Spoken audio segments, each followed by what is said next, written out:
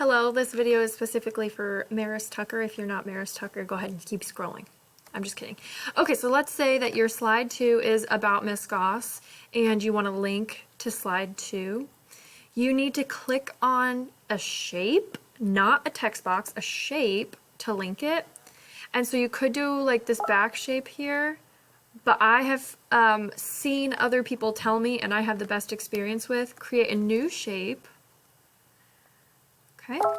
Overlay that shape into whatever you want to be your link. It'll look like it went away. It's totally fine because you're going to just make it, go to fill color, transparent, outline or border color, transparent. And then while it's still, like, when you still have clicked on it, while it's blue, just press Control K, which is link. And then you go to slides in this presentation, and then you click the slide you want to link to. Okay, so there you go, and click apply.